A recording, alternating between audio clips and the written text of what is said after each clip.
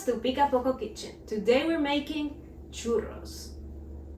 So a long time ago, Portuguese merchants in their travels to China, they found this dish that Chinese people would eat for breakfast. It was a salty treat. And I apologize in advance to all my Chinese speaking friends.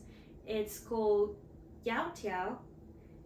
They took it back home, shared it with their neighbors, Spain, and Spain turned it into a sweet dish that of course they took with them to their colonies. Therefore, churros have been part of Mexican folklore for more than 400 years. If you go to Mexico, you can find churros as easily as you can find tacos or tamales. So I would say yes, it's something we take pride on. I mean, what is food if not a little bit of this, a little bit of that, bada bing, bada bam, you have a delight. But no more talking about them, let's get to the recipe. Vámonos.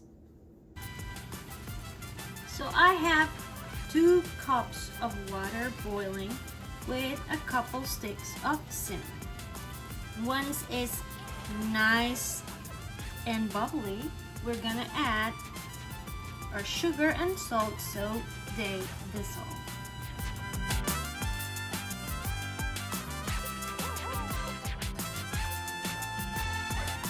Now in with the vanilla.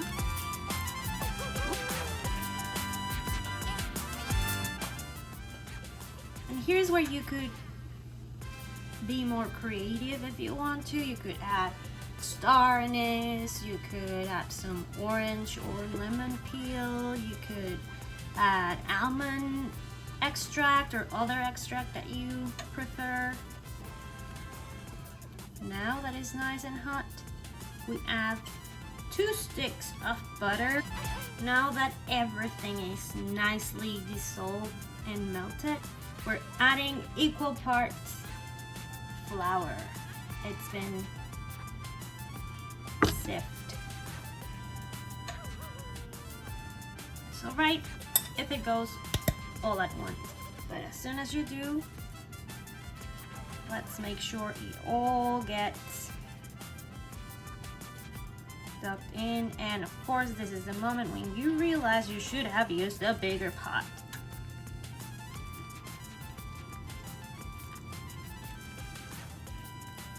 As you go, it gets easier. Now it's good arm work.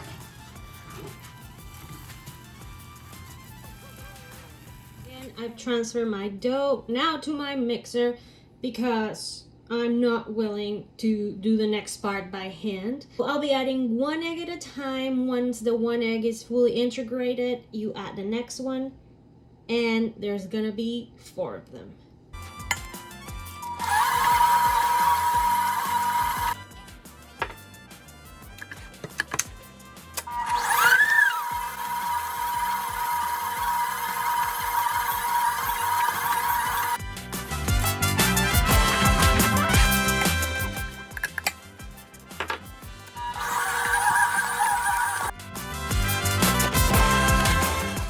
This would be the last egg.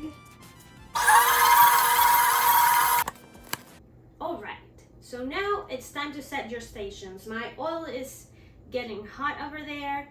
I have my pâte à choux, and I said it on quotes because I'm not a French pastry expert, so I'm really not sure if the amounts would be the same, but I can tell you it has the same qualities. It has no added leavening.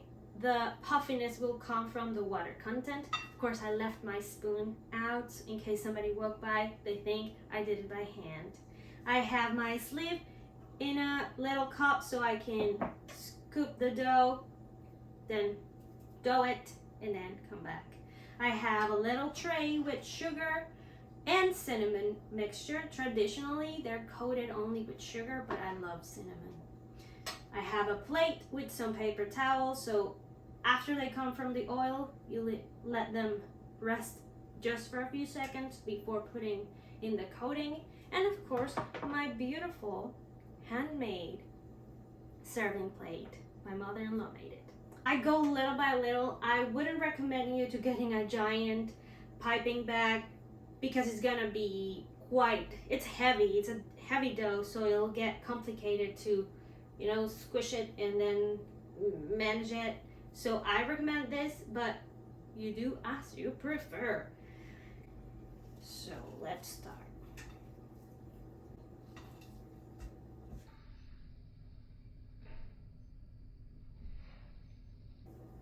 Let's get to it. Now this can get really messy really quick. Just have that in mind, be prepared mentally, and you'll be all right. You want to try to avoid many air bubbles inside your sleeve because you're going to be pouring this in hot oil. Any amount of air is going to make your oil splash, and you have to be really careful. I think I am ready to start at least the first batch. Let's go to the stove. It's been heating for a while. You can test if it's ready by putting a chopstick or a wooden stick, and you can check the little bubbles. I'm piping my strips directly in the oil. You can make them as long as you want. Dip my scissors, cut the dough.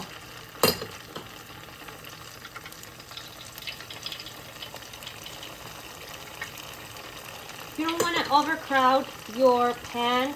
Do around 5 max, depending on the size of your pan. I think I'm gonna do 4. I don't think I can fit more than that in here.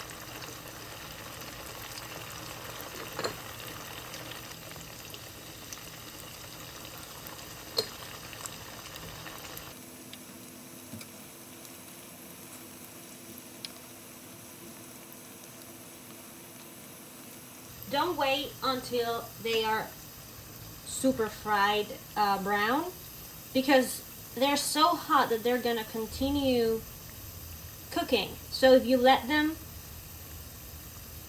turn really brown, they're gonna be overcooked on the inside.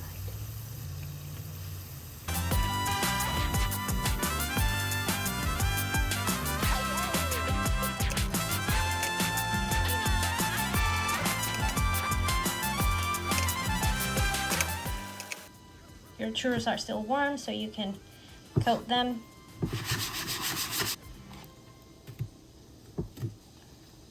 That's pretty good. Look at that. And that's it. All the talk about the pao choux made me feel fancy, and I arranged my churros as a croquembouche. So it's time to see if they actually crunch in your mouth. Ready? Let's hear it.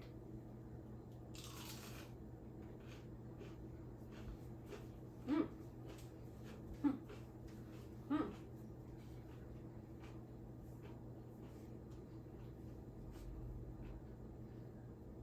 Yeah, they definitely crock in my bush. I didn't think that through, did I? Erase. All right, I hope you make them. And please don't eat them on your own. Share them, just like this video. Like, subscribe, and be notified. For more, follow me on the socials. Adios, amigos.